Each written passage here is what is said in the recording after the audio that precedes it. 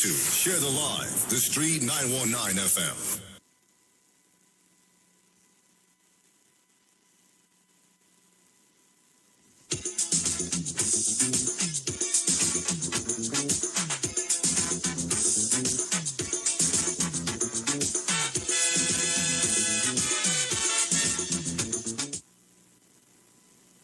Broadcasting from Trinidad to the world, TheStreet919FM.com. News from the street, 919FM.com. Here's what's happening. Good afternoon. I am Vanessa Thomas with the 12 o'clock news on the street 919 FM and online Facebook and YouTube. In the headlines, the joint trade union movement goes ahead with Freedom Day on September 1st despite an SOE. The chief medical officer keeps an eye on several counties with increased COVID-19 cases. The Tobago Business Chamber believes that an SOE will not solve the problem as it pertains to the COVID virus in Trinidad and Tobago, and internationally, India sees surge in COVID cases after Harvest Festival. And now the news in detail. The joint trade union movement says Freedom Day will still be celebrated on September 1st, despite the 3-month extension of the state of emergency.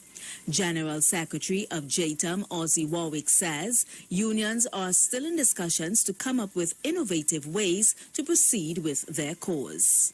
We are right now in discussion to determine how can we still highlight our issues on the 1st of September. We as a movement are quite adaptive and we can be very innovative because we feel that these issues are too important for the country and for citizens for us not to be able to still do something on that day. Mr. Warwick says the organization is still waiting on a response from the Acting Police Commissioner Gary Griffith to host the event. Mr. Warwick notes that Freedom Day is very important as it will allow the population to highlight their various issues. The trade union federations have decided to do is to really take a stance on behalf of the people of Trinidad and Tobago. We recognize that a lot of people are undergoing a lot of hardship, and due to the restrictions and so on, they are unable to voice their concerns, and we are taking on that battle for them to really be the voice for the voiceless. The Joint Trade Union head says unions plans to be on the streets in one form or the other on Freedom Day, September 1st. In other news, the Chief Medical Officer, Dr. Roshan Parasram, says there are several counties across Trinidad and Tobago that he is concerned about because of an increase in COVID-19 cases in those areas. Dr. Parasram noted that Tobago is of particular concern since it now has a 10% positive increase in COVID cases.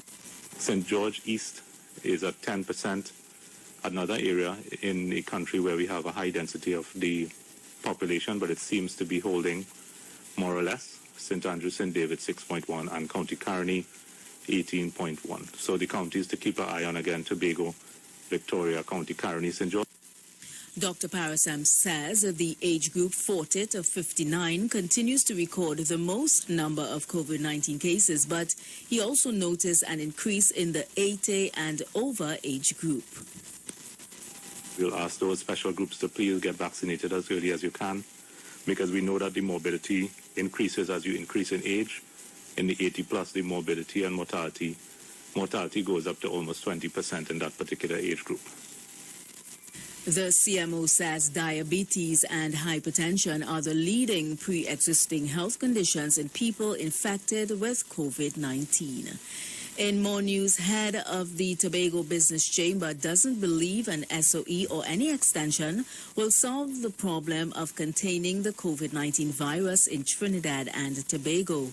Martin George says the SOE is a reactive measure and calls on government to do more to push the country further towards vaccinations.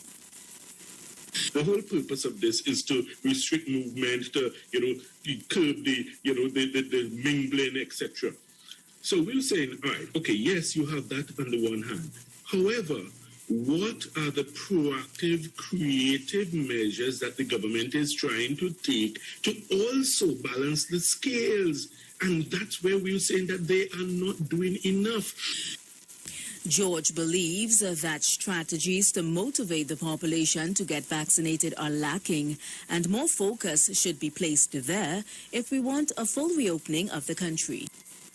The government needs to do much more in terms of its vaccination drive, in terms of its marketing, advertising campaign. I have said so repeatedly. I have said that they need to, use a lot of our local stars, our local people who the public looks up to, get them on board with some sustained campaign to ensure that you get that message across.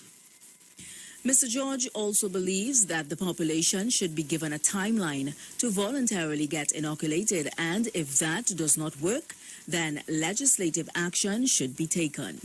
Let's set 1st January 2022 as a deadline by which, if we do not get our vaccination rate up to the acceptable standard of herd immunity, we will have to legislate to vaccinate. So people have the opportunity to voluntarily go in. So therefore, when 1st January 2022 comes along, nobody can say, well, you're trying to force this down my throat. You had the opportunity voluntarily. We give you all the information. We give you all the literature, all the scientific data. International news now. India has recorded over 46,000 new COVID cases in the past 24 hours, with experts saying festival celebrations in the southern state of Kerala were behind the increased infections. It was the first time since July 7th that the country's single-day infections went past the 45,000 mark. Here we have this report. India has asked 2 states to consider night curfews as COVID-19 cases climb. Infection numbers have been on the rise in Maharashtra and Kerala. Now, Kerala is driving the latest surge, accounting for the majority of those latest cases. Neha Punya with this report. In the last 24 hours, India added nearly 45,000 new COVID-19 cases to its total tally, and the vast majority come from the state of Kerala alone. For a week now, the region has been reporting nearly 60% of all of India's COVID-19 cases. Experts have blamed the surge on Onam festivities, which concluded last weekend. We saw thousands of people gathering at local marketplaces and many visiting their family members to celebrate. The Indian government has now urged local officials to impose a night curfew in areas where there's a high caseload, and the regional government also says it plans to ramp up testing quite drastically. But experts are warning that what is happening in Kerala now could be the reality for India in the months ahead unless stricter norms are imposed. And that was the 12 o'clock news on the streets, 919 FM, and online Facebook and YouTube, recapping the headlines. The Joint Trade Union Movement goes ahead with Freedom Day on September 1st, despite an SOE. The Chief Medical Officer keeps an eye on several counties with increased COVID cases.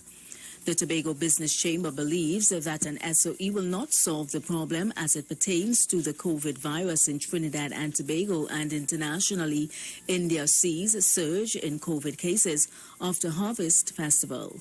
Stay tuned to The Street, 919 FM. The 5 minutes Playboy segment comes up at 12:15. I am Vanessa Thomas. To enjoy your afternoon.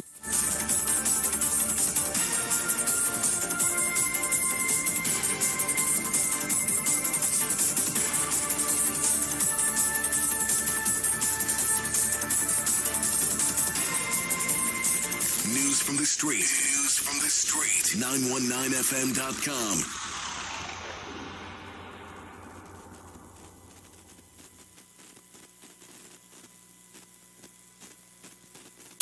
Broadcasting from Trinidad to the world. The Street 919fm.com.